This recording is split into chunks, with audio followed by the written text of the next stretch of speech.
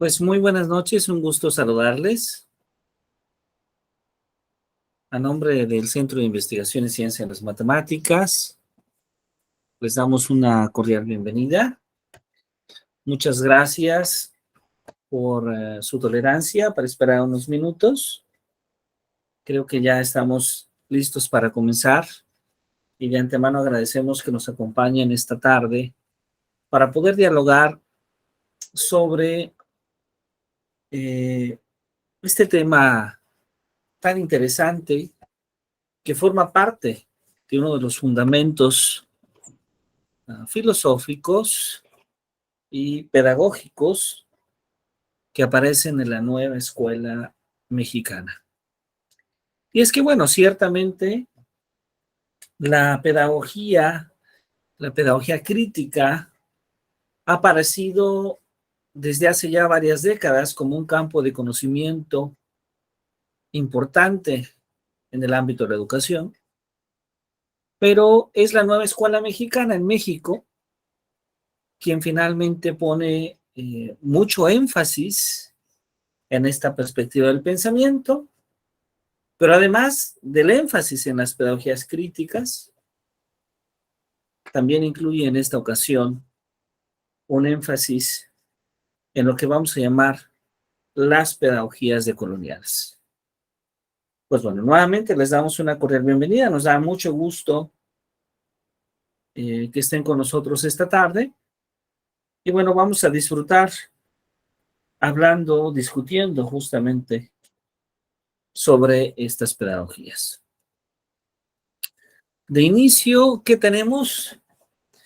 Pues vamos a empezar con una breve reflexión. Me gustaría que todos allá en casa, si tienen a la mano un cuaderno, pudieran investigar un poquito qué es lo que entendemos por el término decolonial y que hemos escuchado tal vez en algún curso de la Secretaría de Educación Pública, en algún video, en alguna reunión de maestras o de maestras. Muy seguramente hemos escuchado ya antes el término de pedagogía crítica. Entonces, no sé si tengamos esta información a la mano, si gustan que lo vayamos comentando, si alguien desea participar, o si prefieren que demos unos 3 minutos para recabar alguna información que podamos tener de cerca o alguna reflexión propia y en comenzamos esta discusión. ¿Qué nos comenta, maestro Edwin? Qué nos recomienda usted?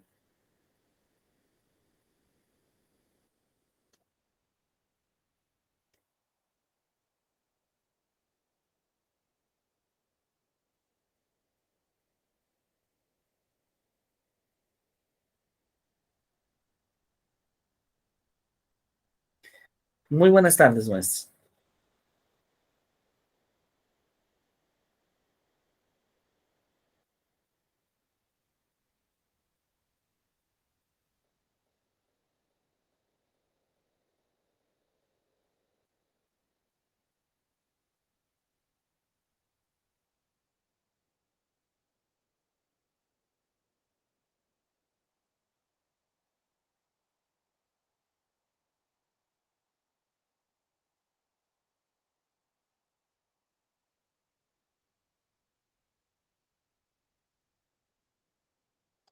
Bueno, entonces, si están de acuerdo, no sé si alguien desee levantar la mano y platicarnos un poquito desde su experiencia.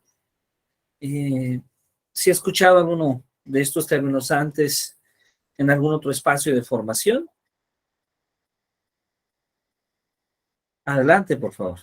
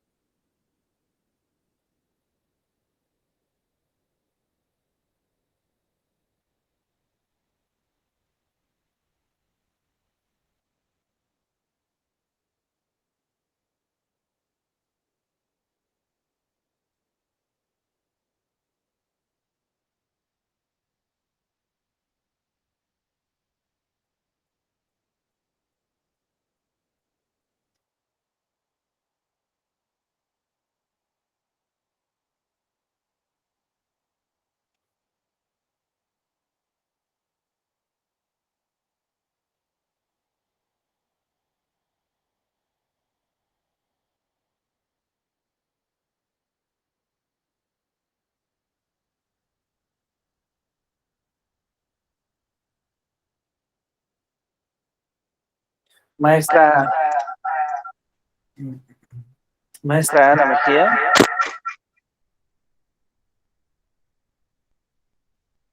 no sé si le gustaría a usted compartirnos su reflexión.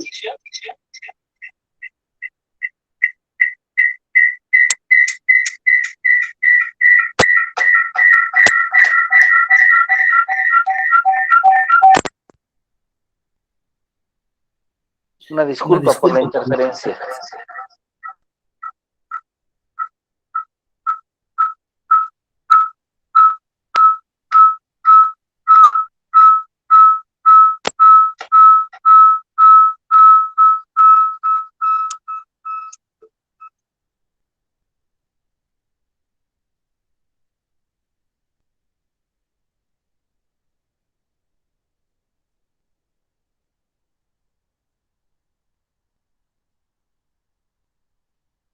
Muy bien.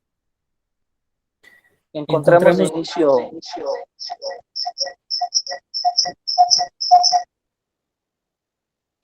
esta reflexión que nos comparte el maestro Edwin, a quien le agradezco muchísimo.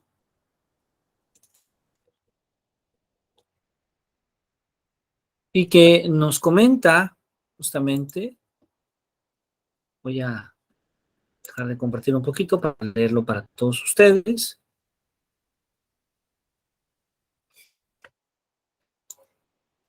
Que nos comenta en los mensajes de esta videollamada una perspectiva propia, donde en su experiencia nos dice que la pedagogía crítica la entiende desde una perspectiva de que es una práctica pedagógica encaminada a la reflexión y al análisis de los fenómenos políticos e históricos para buscar la autonomía del estudiante y el desarrollo de un pensamiento crítico. Muy bien, muchísimas gracias, maestro Edwin, en un aspecto realmente muy valioso esto que nos comparte. No sé si la maestra Ana le gustaría compartirnos alguna idea desde su experiencia de lo que usted ha entendido como una pedagogía crítica o decolonial.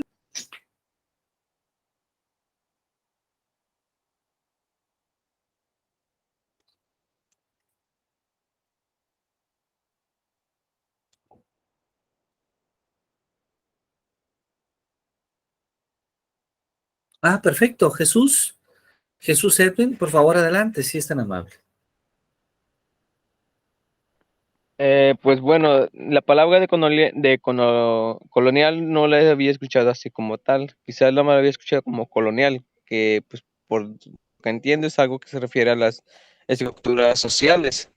En el ámbito de la otra pregunta que es de pedagogía crítica, pues quizá lo puedo interpretar como la forma en que los diferentes factores sociales que se involucran en la educación deben ser criticados, no de una forma quizá mala, sino que para buscar unas mejores soluciones y alternativas para la enseñanza.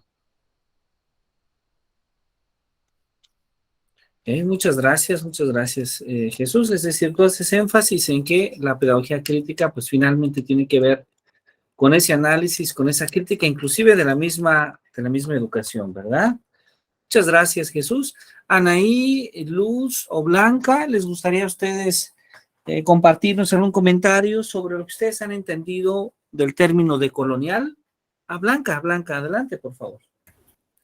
Bueno, en lo personal no considero mucho del concepto de colonial, creo que aún así es la primera vez que pues he escuchado sobre este concepto, pero sí conozco un poco sobre la pedagogía crítica, que en lo personal considero que esta pedagogía crítica es una propuesta de enseñanza que intenta ayudar a los estudiantes a cuestionar en sí como sus desafíos, dominaciones, creencias y prácticas que pues pueden generar, así como se intentan crear espacios para la liberación de discriminación o marginación, además de buscar el avance hacia una sociedad cada vez más justa, equitativa y democrática. Gracias. Muchas gracias Blanca, le agradezco mucho, gracias por compartirnos. Y bueno, la maestra Ana Mejía nos dice que la pedagogía decolonial entiende a qué se refiere, a que el alumno comprenda que existen formas diferentes de ser, de comprender el conocimiento en diferentes contextos. Muy bien, pues bueno, yo les agradezco de inicio a todos su participación en estas primeras líneas que han tenido como principal objeto poder identificar a modo de diagnóstico qué conocemos, qué hemos escuchado sobre estos dos tipos de pedagogía de pensamiento. Y claro, el maestro Edwin nos dice más, nos comparte una interesante reflexión donde nos dice de colonial es referente a extinguir en los alumnos y en general en la población la idea colonial, que éramos de Europa y que surge como contraposición a la globalización y el poder centralizado. Claro, claro que sí, maestro Edgar, muchas gracias. De hecho, este va a ser uno de los puntos a discusión que esperamos puedan ser de interés a lo largo de este taller. Pues muchas gracias por compartirnos estos primeros puntos de vista. Y bueno, esta imagen, quise comenzar con esta imagen, porque creo que esta imagen ya nos va dando una información interesante. Creo que esta imagen nos hace reflexionar de varios aspectos. Es una imagen que, por cierto, en algunos momentos uno de los autores que reflexionó sobre el papel de la colonización y la decolonización, Fanon publicó en alguna de sus obras. Yo le preguntaría, si me permiten, para buscar lograr la participación de todos, a Luz Hidalgo, maestra Luz Hidalgo, ¿qué le representa esta imagen? ¿Qué considera usted que representa la imagen que tenemos ahí?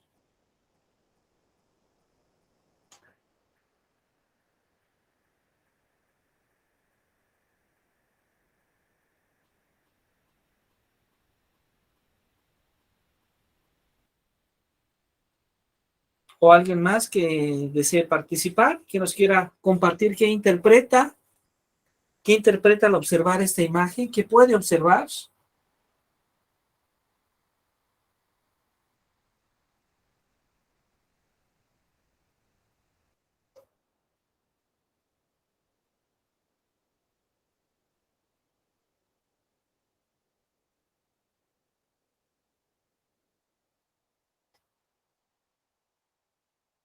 ¿Alguien más que desee?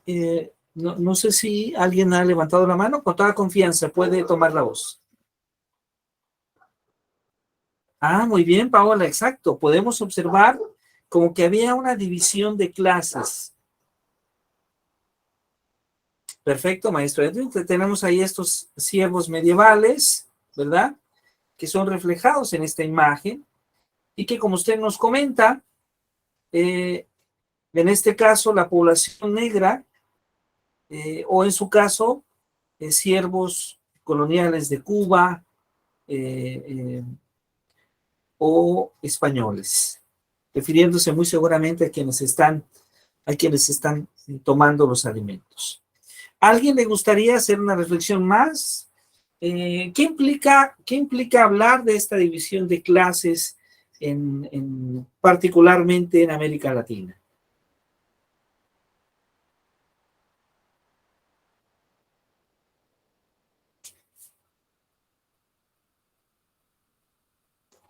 Las formas de desigualdad que...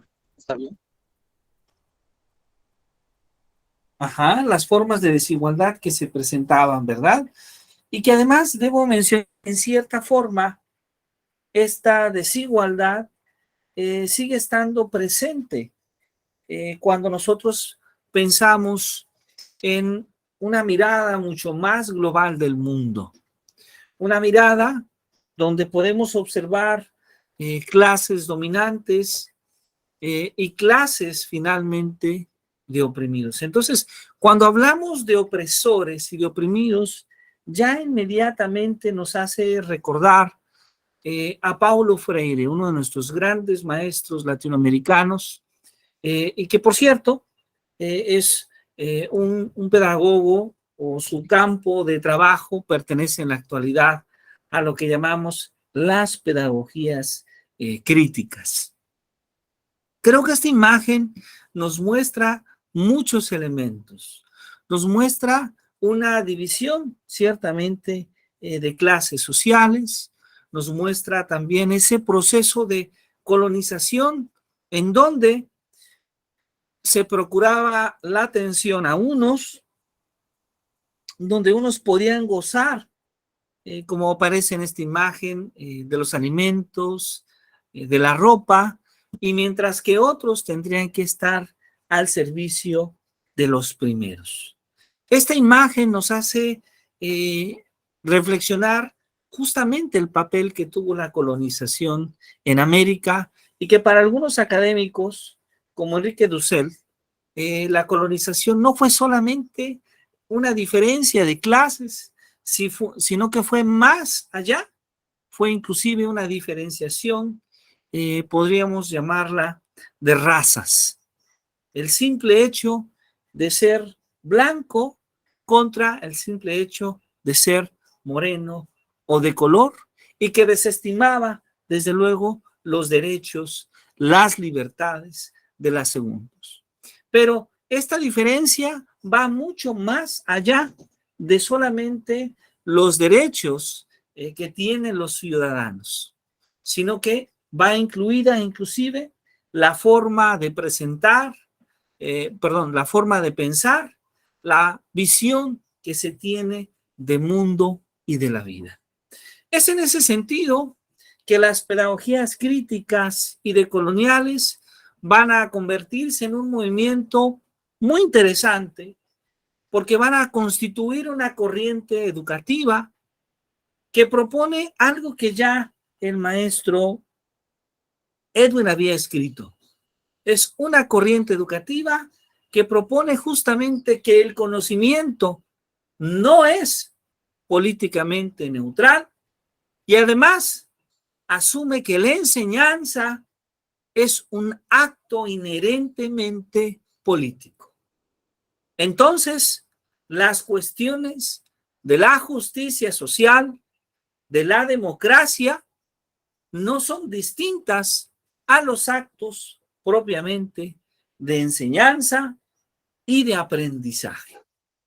Es decir, la pedagogía crítica incluye, desde un punto de vista más general, no solamente las actividades de pensamiento educativo, sino que nos damos cuenta que el pensamiento educativo está ligado a las acciones que realiza el ser humano en cualesquiera otros ámbitos de la persona y de la sociedad.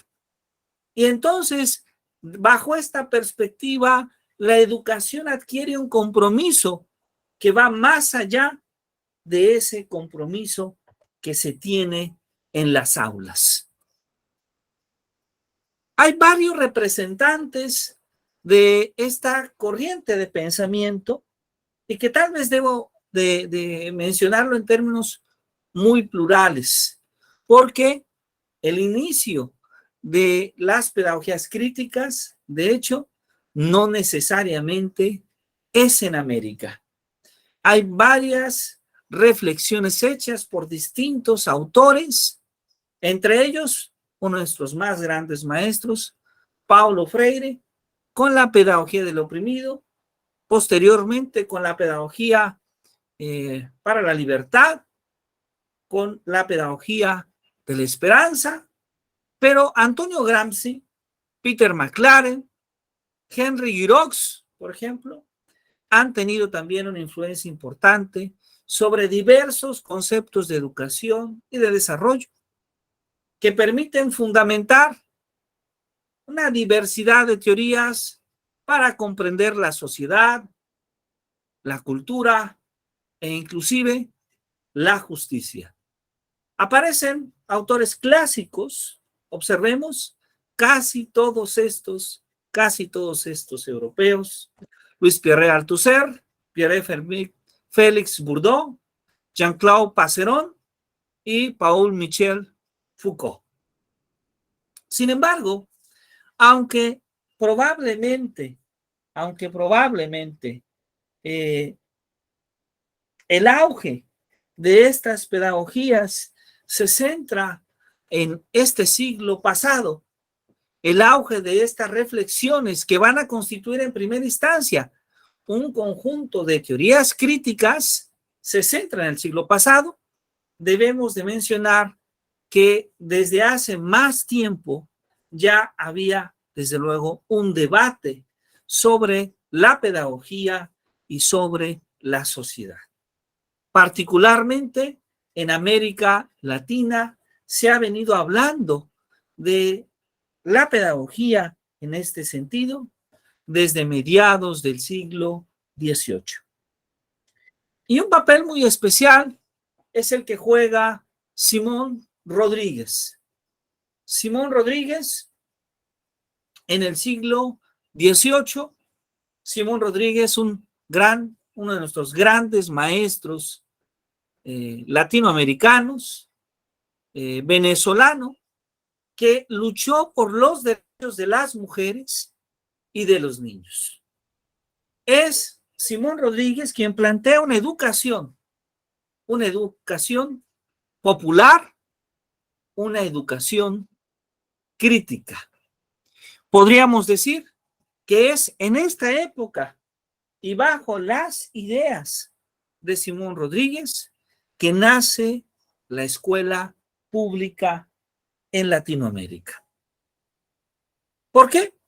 Porque Simón Rodríguez ve a la escuela como ese medio para que las personas podamos aprender sobre ciencia, sobre el comercio y sobre las letras. Una escuela para todos, una escuela donde no haya distinción de clases. Es importante mencionar que en el siglo XVIII la gran mayoría de las mujeres no tenía acceso a la educación. La gran mayoría de los americanos nativos, de los nacidos en América, no tenían acceso a la educación. La educación estaba concentrada principalmente en los conquistadores y en los hijos de los conquistadores. Y es Simón Rodríguez quien está pensando en la educación para los americanos. Y esta educación a la que se refiere Rodríguez incluye de manera especial a las mujeres. Cito una frase: el maestro de niños debe ser sabio, ilustrado, filósofo y comunicativo, porque a su oficio es formar hombres para la sociedad. Esto es parte del pensamiento de Simón Rodríguez. Simón Rodríguez entonces concuerda con la noción de progreso social a través de la educación.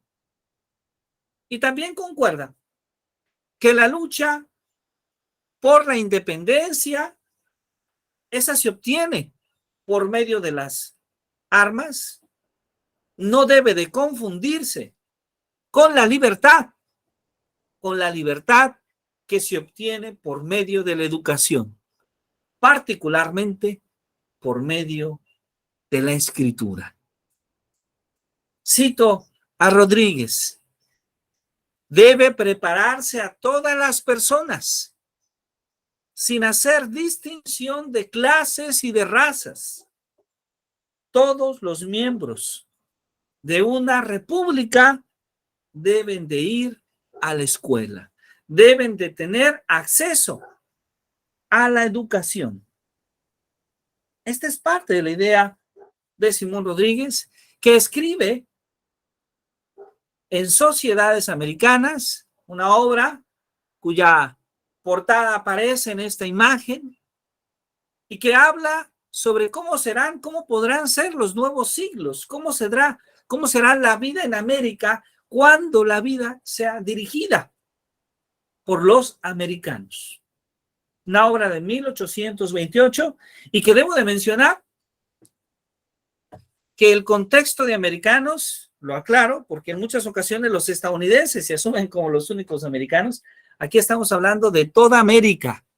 Y claro, Estados Unidos forma parte de América, pero principalmente, cuando me refiero a América, me estaré refiriendo a Latinoamérica. Rodríguez, quien aparece en esta imagen, justamente, ¿sí? Aparece ahí Simón Bolívar, ¿sí? Uno de sus alumnos más destacados. Y es Rodríguez quien va a sentar las bases para una serie de debates pedagógicos que van a seguir en los siglos XIX y XX.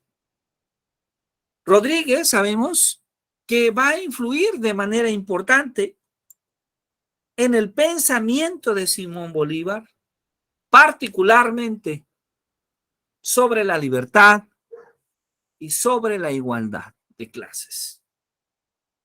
A quien nos permitimos citar, diciendo que no son las razas quienes vuelven estúpidos o esclavos a los hombres, sino las sociedades. Y esta frase tan fuerte nos habla de lo importante que es la educación para que podamos construir una sociedad que no sea estúpida. Una sociedad que defienda y luche por la libertad y, claro, que esté siempre en defensa de la educación.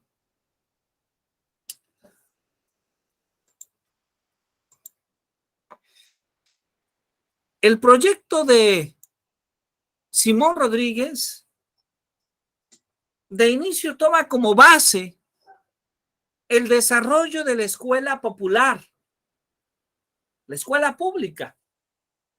Esa escuela pública para todos los ciudadanos y para el uso de tierras agrícolas para los americanos. Una de las características de su proyecto educativo es que vincula la educación y el trabajo y piensa al Estado como un Estado plurinacional, es decir, respetando aquellos pueblos originarios, respetando aquellas cosmovisiones que en cada una de las regiones de inicio en Venezuela se tenían. Cito nuevamente a Sociedades Americanas de 1828. Dice Simón Rodríguez, en la escuela deben estudiar juntos las niñas y los niños, ya que así los hombres aprenden a respetar a las mujeres y las mujeres pierden el miedo a los hombres. Y hace mucha énfasis. Se ha de dar instrucción a las mujeres. Esto en sociedades americanas. Es importante mencionar que Simón Rodríguez va a escribir la primera reforma que se conoce en América Latina, la primera reforma educativa. Esta primera reforma educativa va a basarse en el proyecto educativo de Rodríguez con las características que de manera muy breve hemos mencionado, que da inicio en primera instancia a la educación popular y después a la propuesta de una educación pública una educación que incluya a la mujer y que vincula aquello que se aprende en la escuela con el trabajo, con el contexto de vida de los aprendices. Sin embargo, la lucha por la educación en América no solamente se debe al trabajo de Simón Rodríguez, a su propuesta, sino que ha habido otros pensadores que también han manifestado por diversos medios su pensamiento educativo. Tal es el caso de José Carlos Mariátegui, quien aparece en esta imagen. Un siglo después de Simón Rodríguez, pero ahora en Perú, un escritor, un intelectual, pero también un político, un defensor de los derechos indígenas, de la igualdad sexual,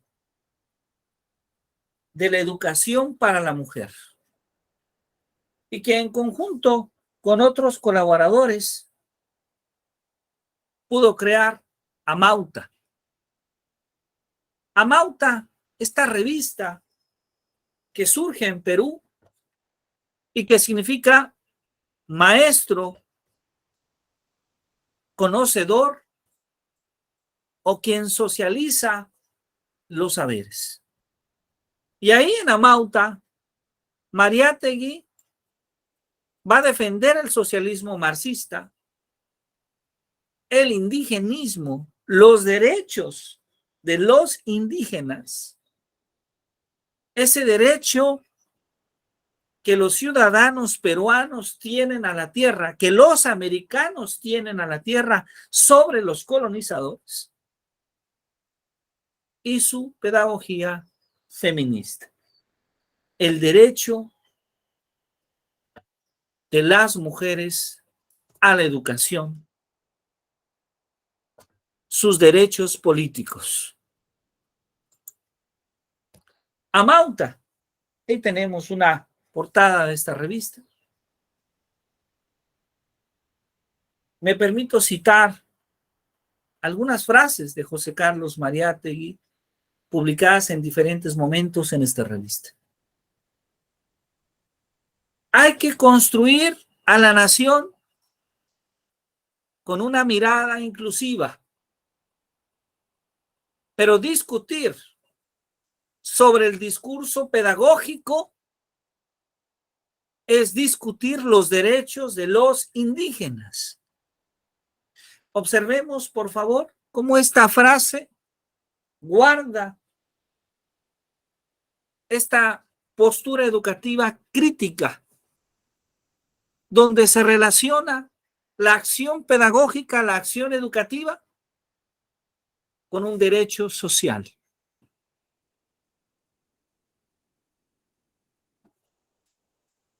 Otra obra importante de José Carlos Mariátegui va a ser 7 ensayos sobre la realidad peruana. Y ahí hace una crítica importante a la educación que en ese entonces se estaba gestando en Perú.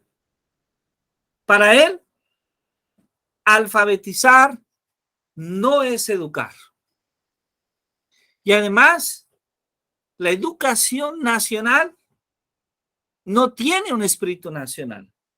Es más bien colonial y colonizador.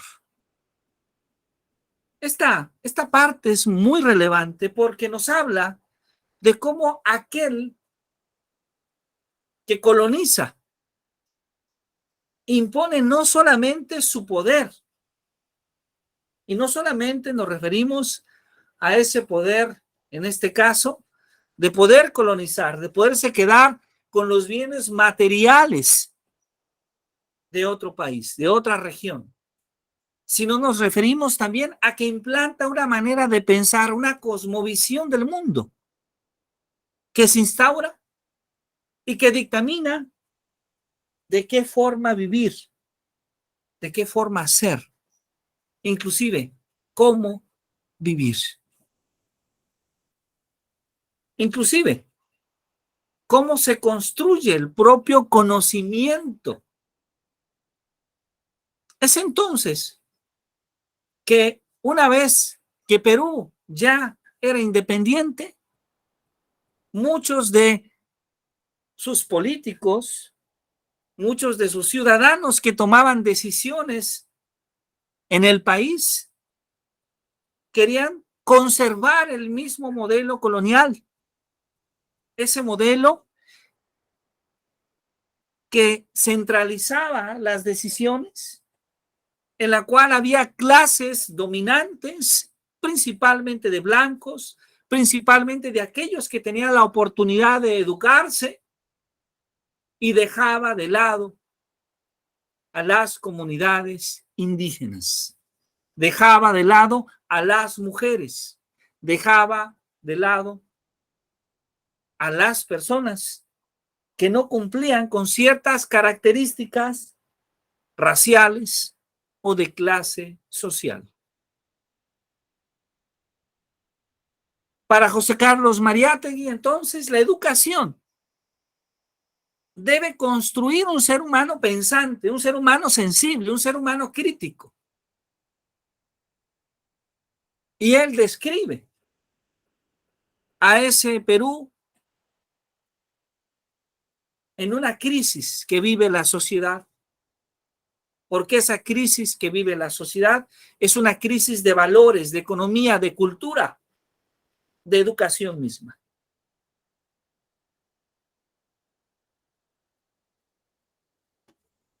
Aquí tenemos la portada de esta gran obra que, por cierto, hace muchos años, pero muchos años que se publicó y sigue siendo una obra referente para entender parte del pensamiento latinoamericano. 7 ensayos de interpretación de la realidad peruana. Mariátegui entonces plantea su pedagogía feminista y da ahí el rol principal a la mujer en los procesos tanto educativos como culturales.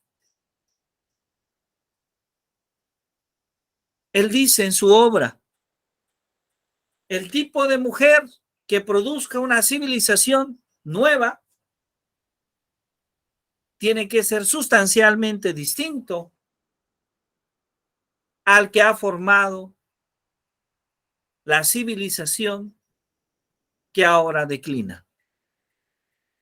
Haciendo referencia a qué le espera, que las nuevas civilizaciones, particularmente la nueva civilización peruana, pueda cambiar el concepto que de mujer tiene para construir un concepto de mujer ligado a la libertad, a la importancia que la mujer guarda en los procesos tanto educativos y en la sociedad y cultura misma. Mariátegui fallece y lamentablemente esa sociedad, esa civilización a la que él se refería, no declina, al menos no declina como él esperaba.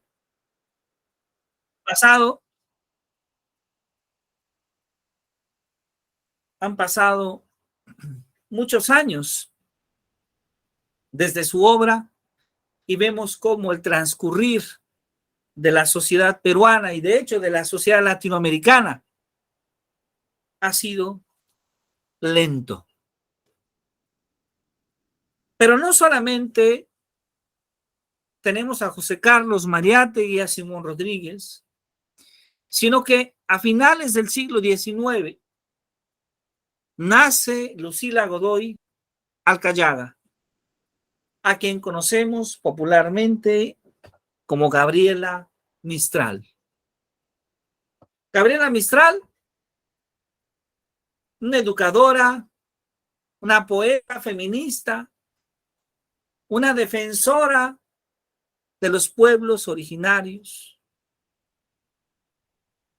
una defensora de la identidad latinoamericana. Como algunos la definen, una pedagoga de acción y de poesía,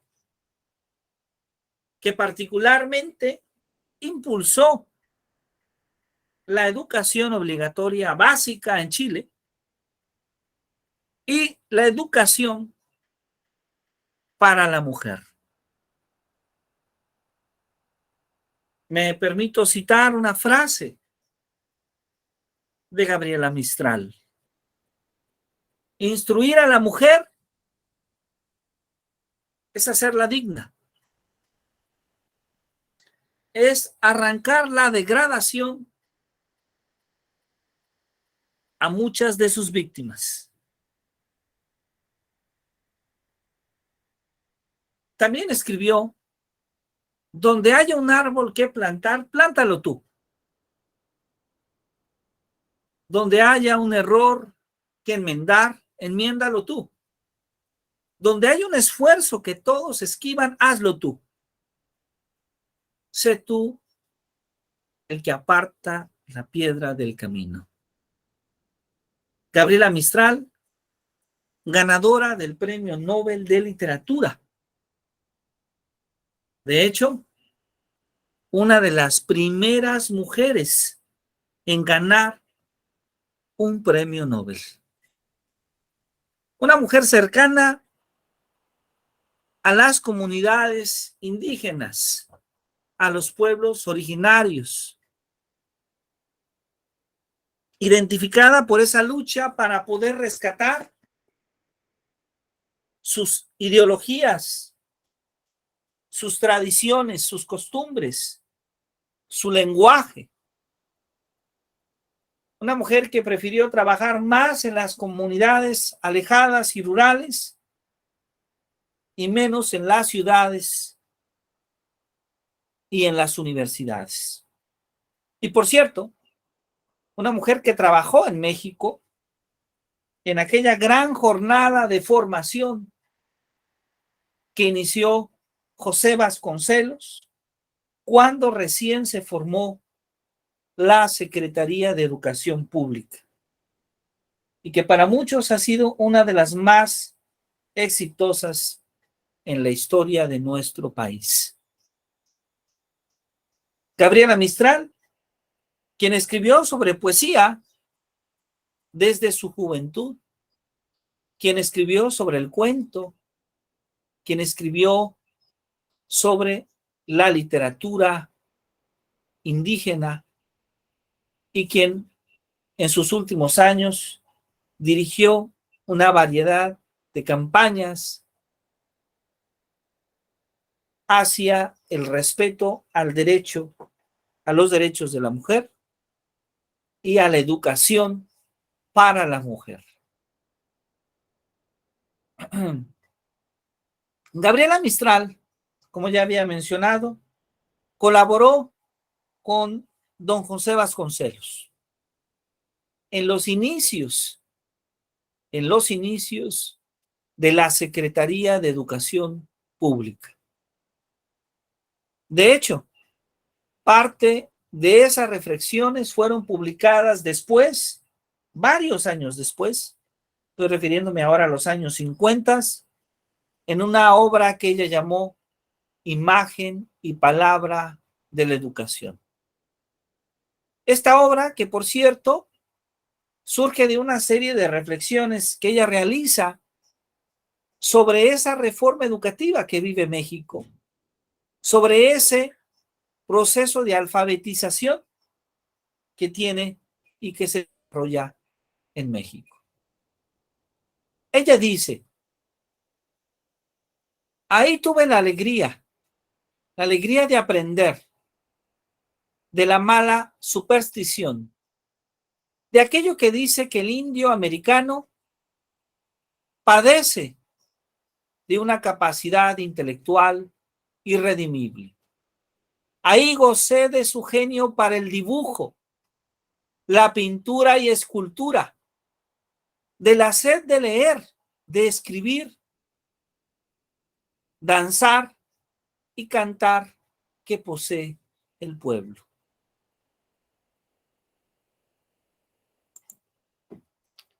La educación, entonces, como lo dice Gabriela Mistral, la educación de un país de inicio debe de estar basada en su propia realidad, en sus necesidades, y no en la copia de otras realidades de otros países.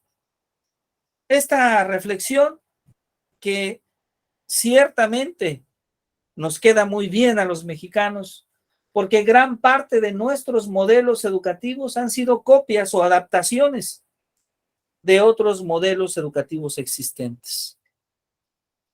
Pero también queda muy bien a su pueblo, a Chile, porque ella vivió de manera cercana como en Chile, en su época, valía más las observaciones, las adecuaciones de extranjeros, particularmente de alemanes en los cuales se basó su modelo educativo, que los comentarios y reflexiones de los propios maestros y maestras chilenas. Un modelo que, por cierto, no dio los resultados esperados, no porque per se el modelo fuese malo. Sabemos que en Alemania, que en el centro de Europa y en los nórdicos, varios países gozan de un prestigio internacional por su educación. Pero más bien se debe a que, a pesar de ser un buen modelo, no necesariamente es el modelo que se adapta o es el modelo que necesitan los latinoamericanos. Gabriela Mistral también deja muy en claro unas características que debe tener el maestro. Debo mencionar que sí, Gabriela Mistral fue educadora. Gabriela Mistral nos dice que el maestro no debe hacer lo que los niños pueden hacer por sí mismos. Y que en toda la primera infancia nos aparece la imaginación. Inventando, el niño se enseña historias a sí mismo. Entonces, para finales del siglo XIX y a mediados del siglo XX, en América Latina,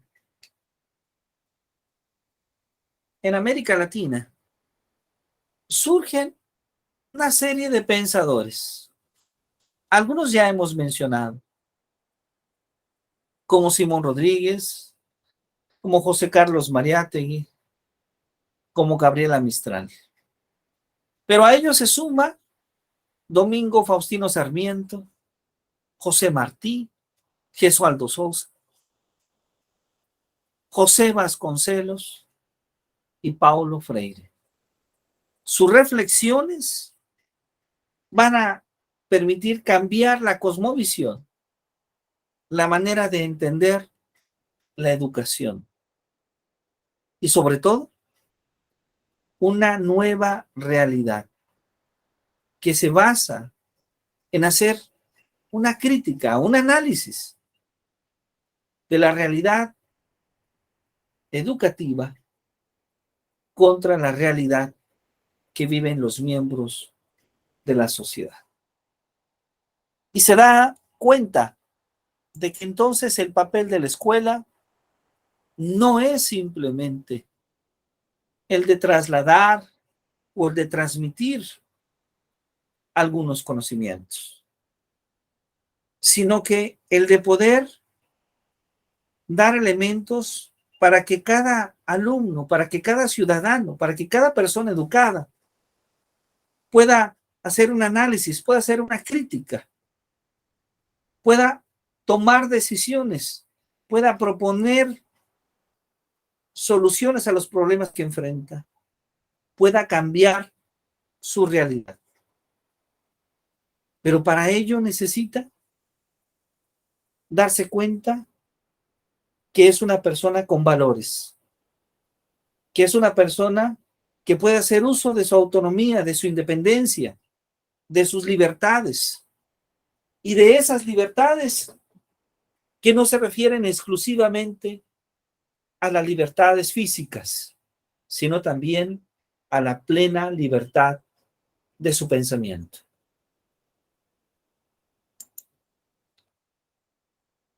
Parte de ello es lo que va a proponer Paulo Freire.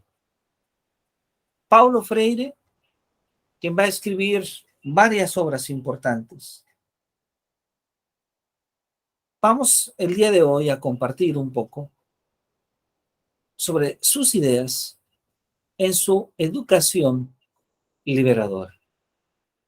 Porque gran parte del pensamiento crítico y decolonial es expresado en el pensamiento de Paulo Freire. Paulo Freire considera que la verdadera educación finalmente es una praxis, es una práctica, es una reflexión, es un conjunto de acciones del ser humano sobre el mundo para transformarlo.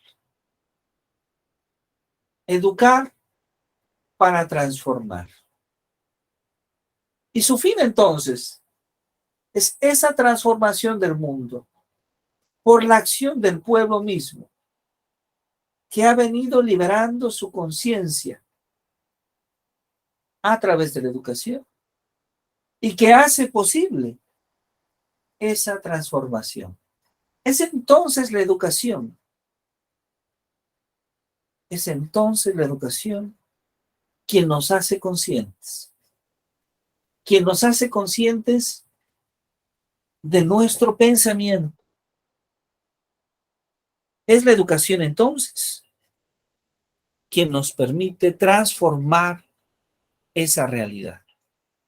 Pero necesitamos desarrollar esa conciencia, porque si no, entonces podemos simplemente aceptar la realidad del mundo que vivimos y no hacer ningún impulso para transformarla. Necesitamos entonces ser libres y ser conscientes de que somos libres. La educación se convierte en este medio de liberación de las conciencias humanas. Liberarnos de las mentes oprimidas. Liberarnos entonces de esta conceptualización colonizadora de quiénes somos los latinoamericanos. ¿Cuál es el papel que jugamos en la sociedad? ¿Cómo influye en nosotros la televisión, las redes sociales, las marcas comerciales, que definen muchísimas cosas de nuestro día a día?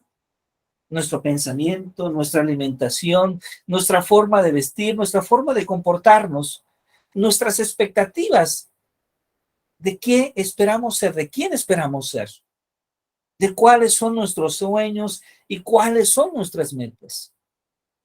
Habrá que cuestionarnos entonces si realmente somos libres o si solamente seguimos un patrón que un conjunto de personas designa para nosotros. Expectativas que una clase social o un grupo de personas espera de nosotros, pero que tal vez no nos haga completamente libres. La educación entonces es un acto de amor y de coraje. Es una liberación de los miedos, de esas subvaloraciones que nosotros hacemos de nuestra conciencia oprimida. Como diría claramente Paulo Freire, es la educación una práctica de la libertad.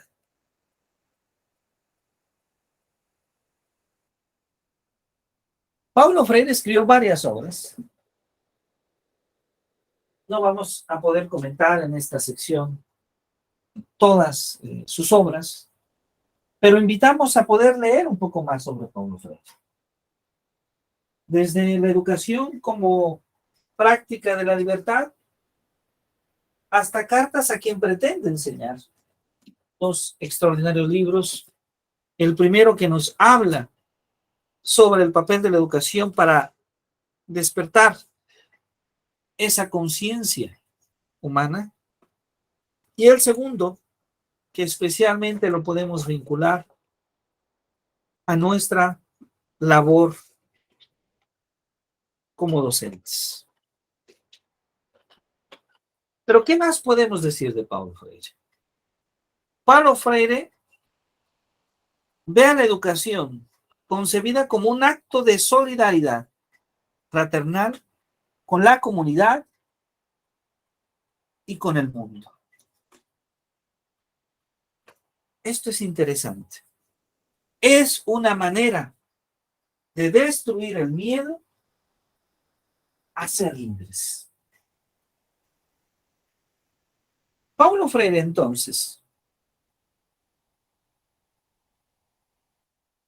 concibe la educación desde la antropología social, en donde el ser humano no está situado solamente en el mundo, sino que además coexistimos con el mundo, formamos parte del mundo, pero el mundo no es para nosotros, el mundo no es de nosotros. Nosotros coexistimos en el mundo, en las distintas dimensiones que nosotros podemos definirlo. Un mundo material, un mundo social, cultural e histórico. Y estamos condicionados en este mundo. Es decir, nuestra existencia es breve. Pero la pregunta es, ¿qué dejamos al paso de nuestra existencia? A veces dejamos muy poco. ¿Cómo nosotros podemos ayudar a transformar el mundo? A construir un mejor mundo o una sociedad. Entonces, desde esta perspectiva, aprender se convierte en un diálogo constante, en un diálogo incesante con el mundo. Es estudiar, que lo podemos interpretar, que lo podemos ver como interpretar, como transformar esa libertad. Siguiendo la idea que Paulo Freire propone. Esa idea que nos dice que nadie educa a nadie. Nadie se educa solo. Todos nos educamos en comunión con nosotros, en él y con el mundo. Y esta frase dice mucho. Porque sí, la escuela influye en el proceso educativo de toda la sociedad. Pero no solamente en la escuela se educa. De hecho, podemos descubrir que hay otros medios que imponen sus ideas, que hay otros medios por los cuales nos educamos, e inclusive hay otros medios por los cuales cedemos nuestra libertad y tomamos la opresión. Las redes sociales, la televisión, la manera de pensar de los miembros de nuestra sociedad influye. La sociedad influye en la educación que recibimos, pero ciertamente la educación también influye en la sociedad. Entonces, los cambios en la educación se verán como transformaciones en la sociedad. Pero también nos educamos de acuerdo a la sociedad en la que vivimos. De tal manera que todos tenemos una responsabilidad en el proceso educativo, en la construcción de la educación. Todos somos responsables de la educación que tenemos. Los alumnos, los maestros, la escuela misma en lo general, los padres de familia, la sociedad, los medios de comunicación, entre otros elementos. Los gobiernos.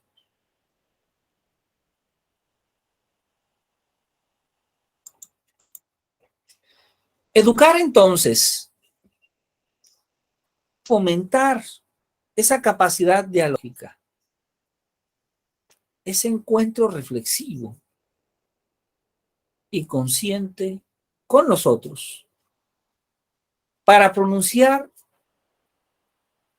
al mundo.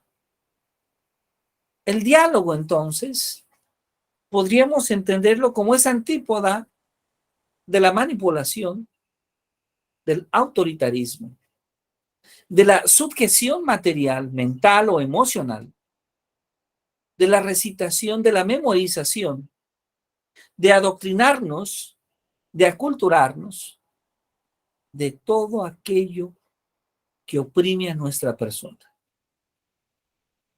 y que atenta contra nuestra dignidad y libertad. Ahora, lo más complejo es darnos cuenta de qué es eso que atenta contra nuestra dignidad y nuestra libertad. Porque en muchas ocasiones lo que atenta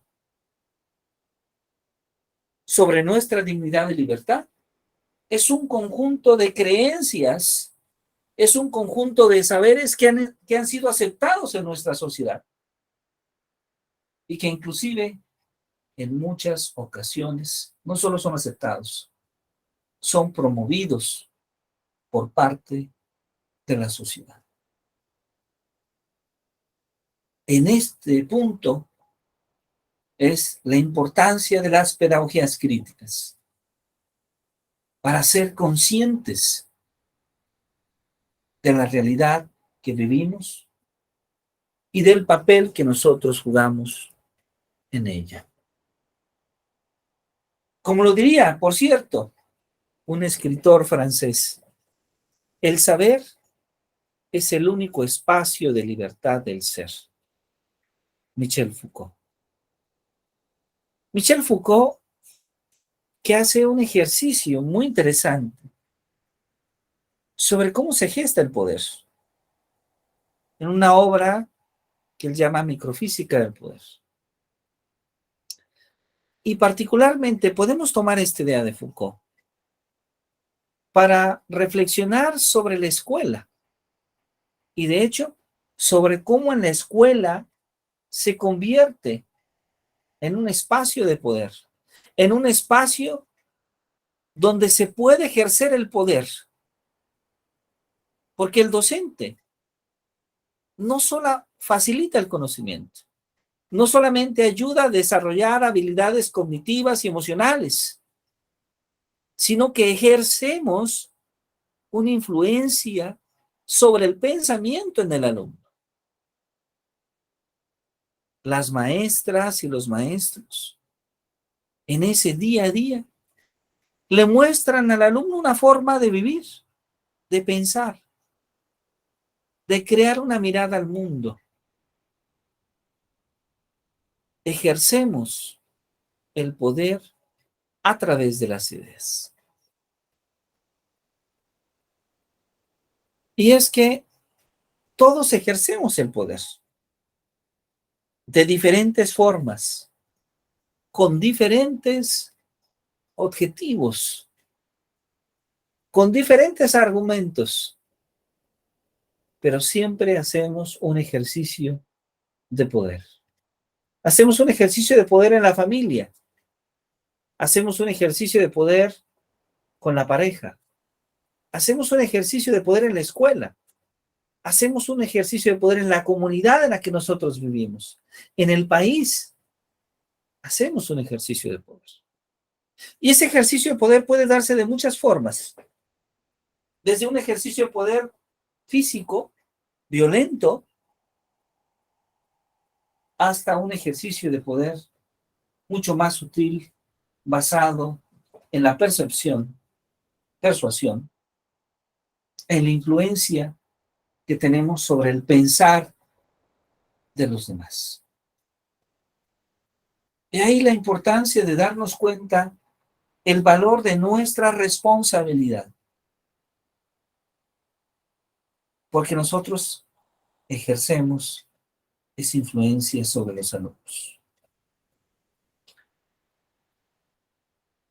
Mark Stevenson, quien aparece en esta imagen, nos dice entonces que cuando las ideas se comparten, se da poder a las personas en lugar de ejercerlo sobre ellas.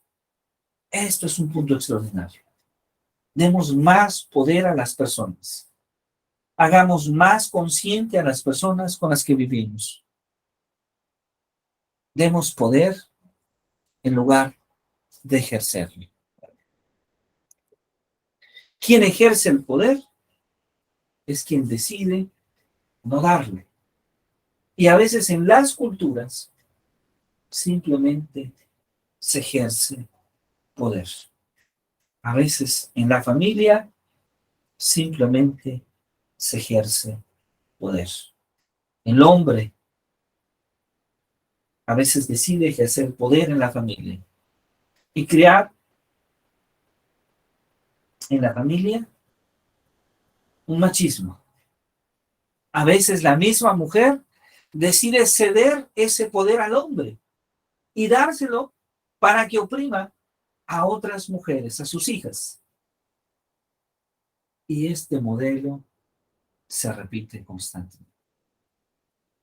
Entonces, hay que dar más poder. La educación de Paulo Freire es una educación que busca problematizar, que es crítica, que busca liberar.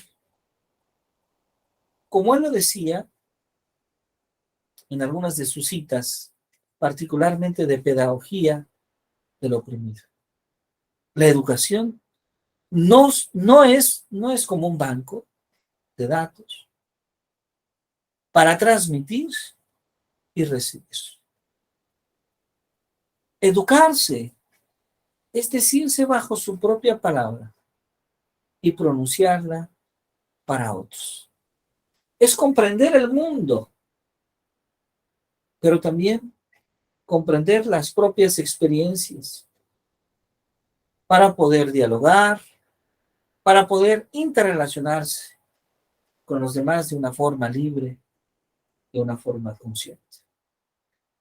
La educación es entonces un proceso que libera al ser humano, que nos libera de ataduras, de servidumbres, que nos van alienando, que nos van convirtiendo en posición de otros, de otras, a través de ideologías, a través de morales y de cualquier otro instrumento de dominación.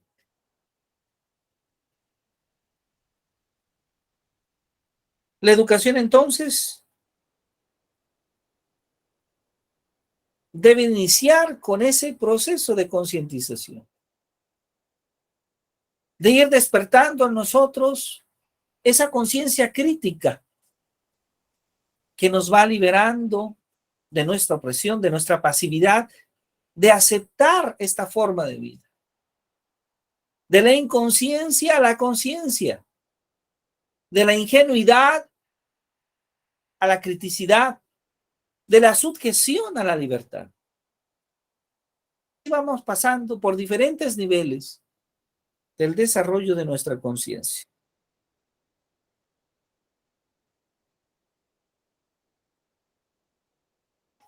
desde una conciencia mágica a una conciencia ingenua, de la conciencia crítica y de esta finalmente a la conciencia política y revolucionaria.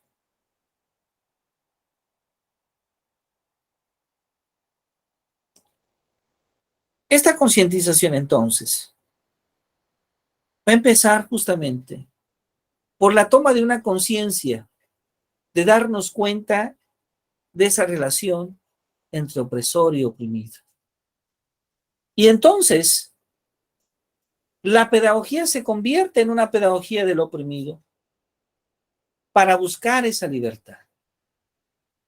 La conciencia libera y produce en nosotros ese estado de insatisfacción, ese deseo, como decía Paulo Freire, de poder salir del estado de sujeción en la que nos encontramos. Partiendo entonces de la liberación de nuestra conciencia, de esa mentalidad pasiva, de ese miedo de ser el oprimido, de ser oprimido. Y entonces se va generando una persona con nuevas ideas, que busca su libertad, que construye una sociedad nueva, humanitaria y democrática, donde no haya opresores, donde no haya oprimidos. Y claro, esta última parte a la que estamos haciendo referencia, naturalmente, es una meta que Paulo Freire propone. Falta mucho eh, para que podamos construir una sociedad de ese tipo. Nos damos cuenta que a pesar de que han pasado muchos siglos después de la conquista de América, después de la colonización en nuestro continente, no hemos logrado construir esa nueva sociedad a la que Paulo Freire se refiere. No la hemos construido desde entonces y en muchos momentos parece mucho más utópica que real. Sin embargo, la utopía nos sirve para caminar y para siempre intentar construir. Reinaldo Suárez, quien escribe un muy buen libro que me permito recomendar. Es un libro básico, breve, pero que nos da un panorama general, introductorio, a las teorías educativas. Reinaldo Suárez, ahí nos habla, dedica un capítulo de su libro a las pedagogías críticas y pone especial atención a estas pedagogías liberadoras de Paulo Freire.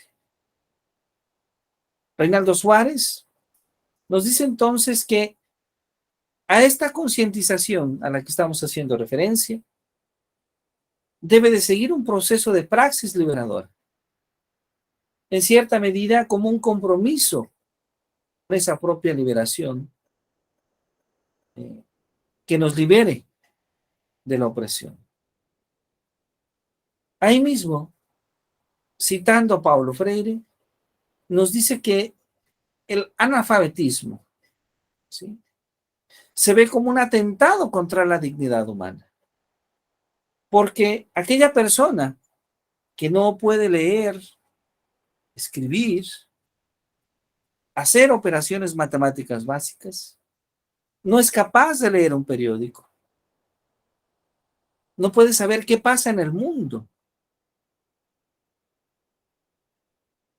Entonces, una alfabetización, bajo la perspectiva que hemos mencionado, se convierte en un proceso de liberación. La educación, entonces, vista desde la perspectiva de Paulo Freire, debe de poder superar esa relación dicotómica que se da entre un educador y un educando, un maestro y un alumno. Sin embargo, en la educación que la mayoría de las veces practicamos, que se basa principalmente en ese proceso de transmitir información, de transmitir datos, en este caso de transmitir conocimientos, principalmente nos domestica, nos adoctrina y no nos libera.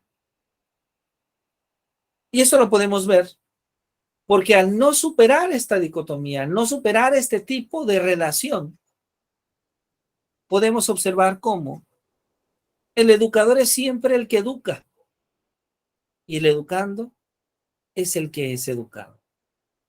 El educador es quien manda, el educado es quien obedece. El educador habla y el educado escucha. El educador elige el contenido y el educando lo sigue y lo repite. El educador es quien sabe y el educando es ignorante o al menos está en vías de aprendizaje. El educador es entonces el sujeto del proceso, mientras que el educando es su objeto. Paulo Freire entonces nos hace este énfasis. Nadie educará a nadie. Nadie se educará solo. Todos nos educamos juntos, mediatizados por el mundo. Esta educación que propone Paulo Freire es una educación crítica, ciertamente, pero también, en cierta medida, es la búsqueda de una educación que asume un compromiso decolonial. En la actualidad, como comentamos al principio de este taller, las pedagogías decoloniales cada vez son más leídas. Este último empuje se debe principalmente a que una parte del pensamiento pedagógico que propone la nueva escuela mexicana está ligado a las pedagogías críticas y decoloniales. Como lo dice Catherine Walsh, escritora y editora de series de libros y de artículos especializados sobre pedagogías críticas y decoloniales, una profesora que radica en la Universidad Simón Bolívar, justamente, y que nos habla de estas prácticas de la insurgencia, estas prácticas insurgentes. Qué interesante estos tres verbos que usa: de resistir, de reexistir y de revivir. Ponemos la imagen de esta serie de libros sobre el pensamiento decolonial, invitando a todos ustedes para que puedan disfrutar de su lectura, para que puedan disfrutar de estos materiales. Muchos de ellos que sirven como base ideológica y de pensamiento de la propuesta de la nueva escuela mexicana. Y todo esto en gran medida se basa en el pensamiento, por un lado, de Paulo Freire, en quien hemos puesto nuestro énfasis esta tarde, pero también Fanon, quien aparece en esta imagen, Y otros dos académicos que en los últimos años han estado haciendo una reflexión sobre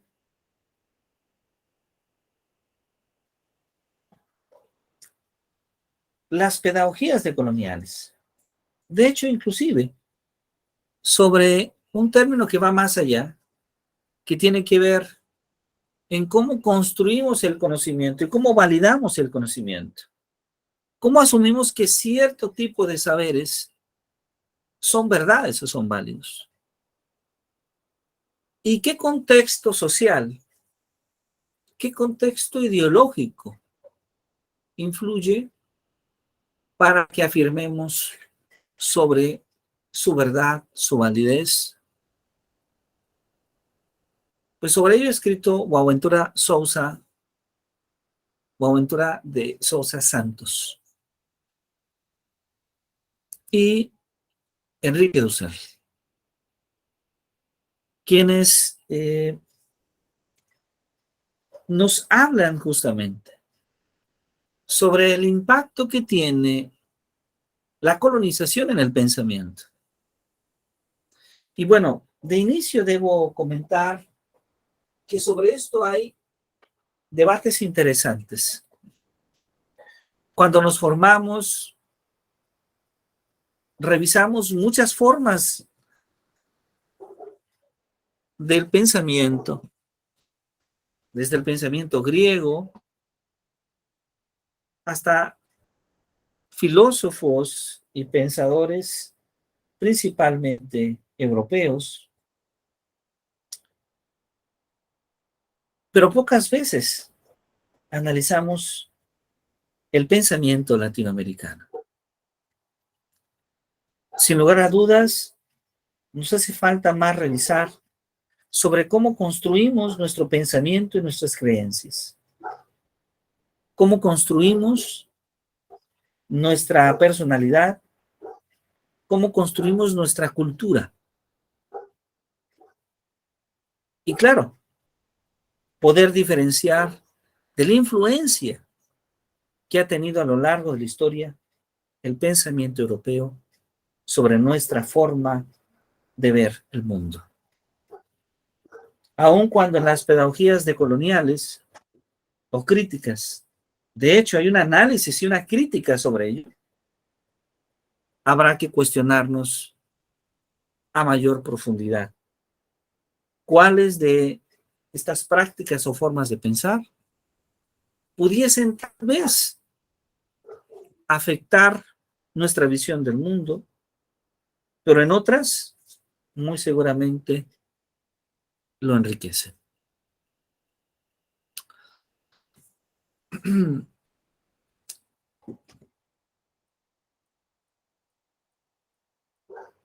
Quisiera entonces parar en este punto. Hemos tenido la oportunidad esta tarde de poder dialogar de diferentes autores y hemos tratado de explicar este paso, particularmente en América Latina, de cómo se va construyendo un pensamiento educativo latinoamericano y cómo gran parte de este pensamiento liga directamente o vincula esa acción que ocurre en el salón de clase, que ocurre en la escuela, con finalmente la acción social, con aquello que ocurre en la sociedad. Me gustaría entonces escuchar algunos comentarios. ¿A quién le gustaría participar y compartirnos cuál es su perspectiva ahora, después de hablar un poco sobre estos pensadores latinoamericanos, sobre esta visión que se tiene, desde luego, de diferenciar el pensamiento latinoamericano del pensamiento europeo o colonizador? No sé si a alguien le gustaría hacer algún comentario, levantar la mano, puede platicarlo de manera oral o también en nuestro chat.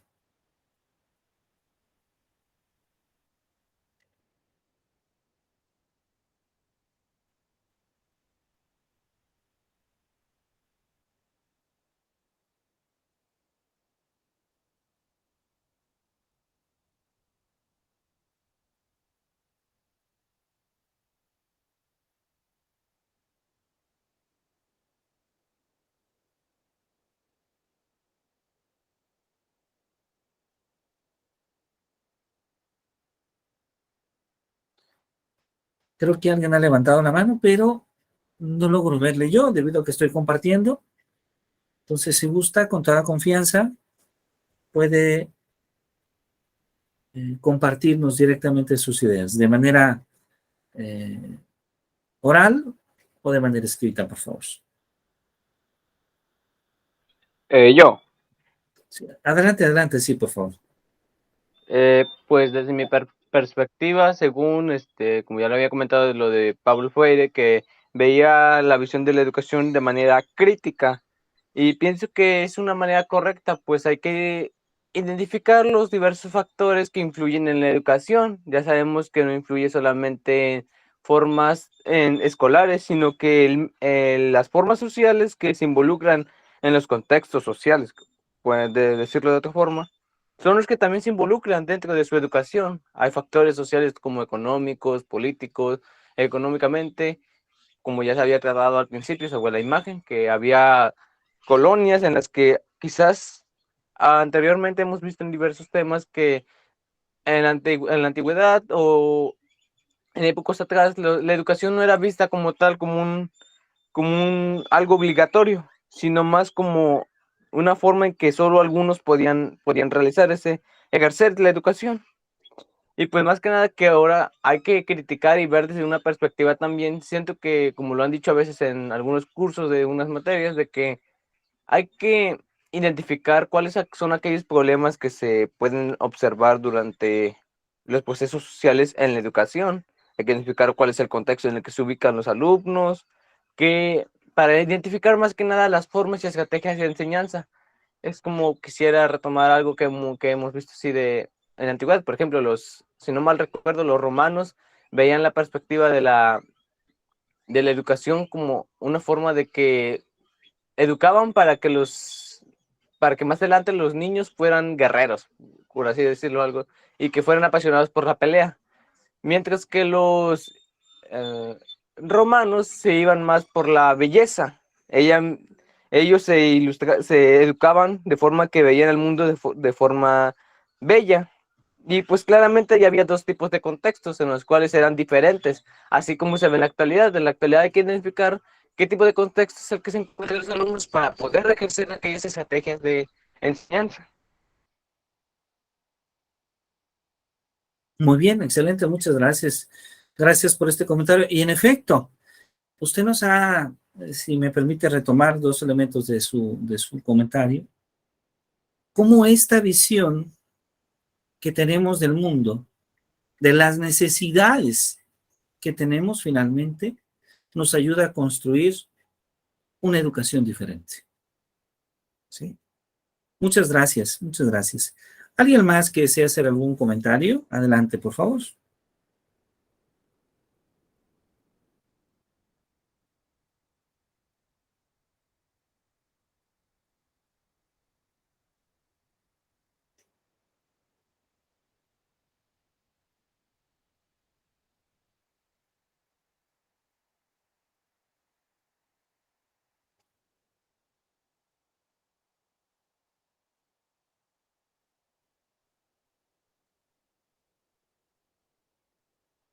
Tal vez podamos cambiar nuestra pregunta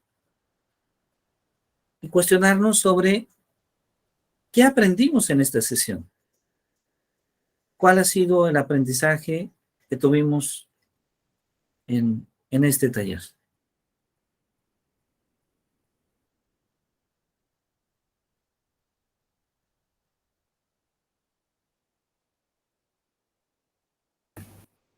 Bueno, si me permite tomar la palabra, profe, Claro, adelante. creo que en esta sesión hemos recabado diferente información para, por ejemplo, la vocación que tenemos la mayoría en esta sesión, que es la docencia. Pues en este caso nos enfocamos mucho en la educación de los niños, pero gracias a esta sesión nos ha dado información sobre que no solamente es tratar de teoría, sino que también de desarrollarla en su entorno. O sea, que no solamente van a ir a aprender sobre de conceptos, sino que también a cómo llevar la educación en cada uno de sus ciclos de aprendizaje o en sus etapas.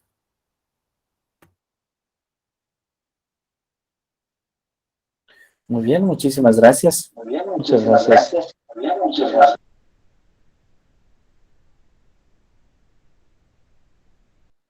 Maestro Edwin, ¿algunas ideas de cierre?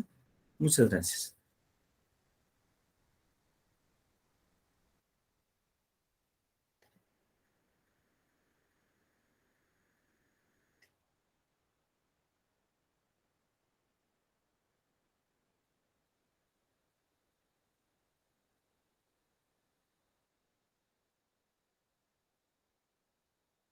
Bien, si ustedes me permiten, voy a dar lectura al comentario del maestro Edwin.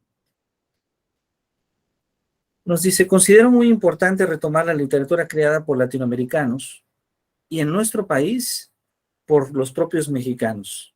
Como mencionó usted, es importante tomar la educación a partir de nuestra realidad.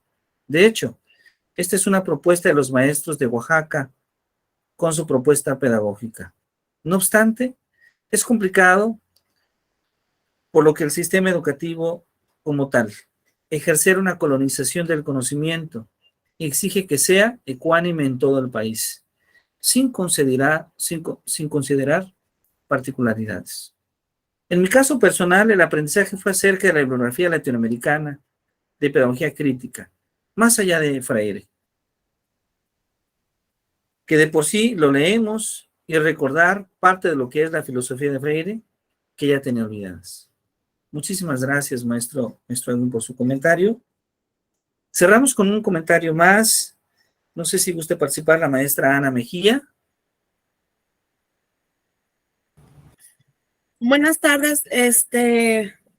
Pues ahora sí que yo también veo como un reto, porque el hacer una educación donde se incluya a todos, porque todavía hay ciertas comunidades donde yo estoy trabajando que está muy arraigado el que las niñas no continúen estudiando.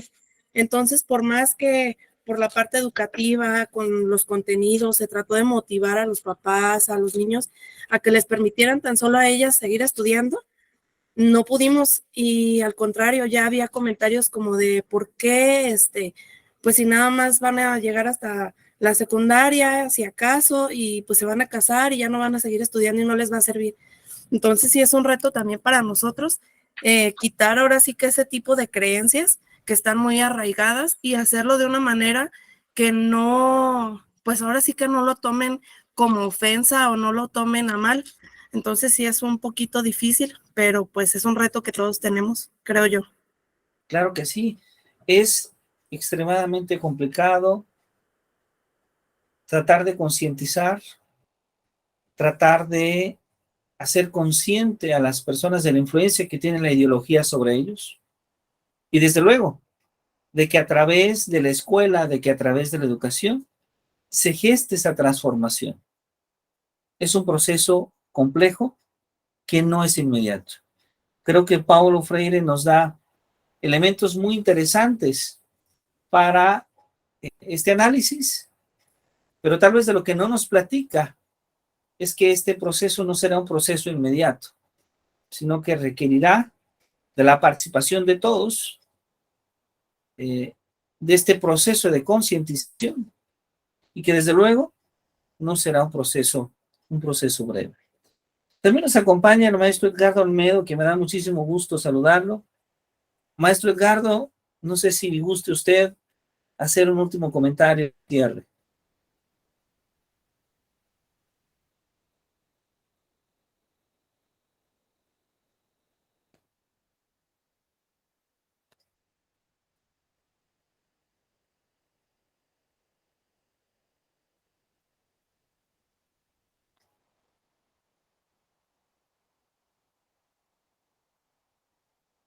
Tal vez el maestro tenga alguna dificultad con el micrófono, pero bueno, si desea hacer algún comentario, estamos aquí en la orden. Paola, Anaí, Jesús, Luz, ¿algún comentario de cierre sobre lo que aprendimos en este taller, en esta tarde?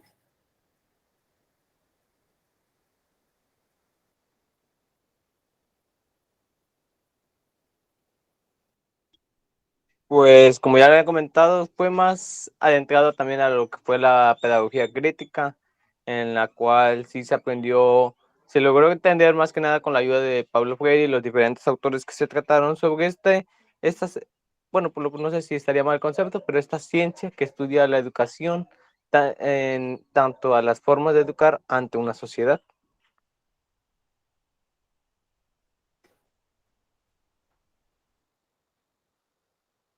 Muy bien, pues muchísimas gracias, muchísimas gracias. No estoy seguro que sea una ciencia, pero creo que sí es una perspectiva educativa. Creo que sí es una perspectiva que nos permite ver la educación desde un análisis distinto, desde un análisis que confronta, desde un análisis que exige más de que el diálogo educativo no solamente sea un diálogo para la escuela.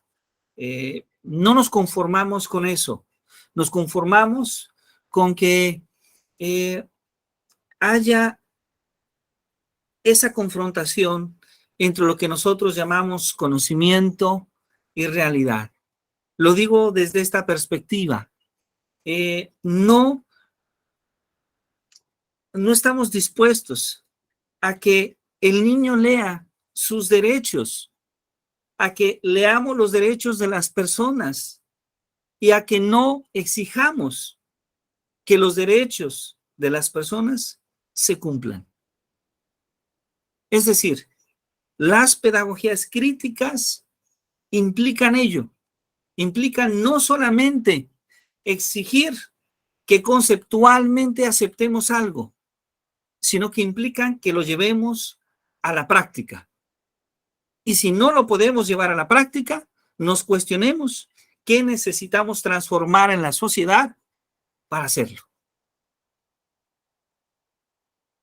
Las pedagogías críticas entonces implican ese accionar del ciudadano, esa inconformidad. Si hablamos de la corrupción, de evitar la corrupción, no es suficiente con decirlo, no es suficiente con explicarlo. Necesitamos actuar en ello y de inicio no aceptar la corrupción nosotros mismos, no aceptar la corrupción en nuestra escuela, no aceptar la corrupción en nuestra sociedad. Si hablamos de empatía, sobre ese respeto, esa mirada que hacemos a las personas, esa empatía, por ejemplo, la empatía social a la que se refiere Daniel Goleman cuando plantea el respeto a la persona por su propia condición humana,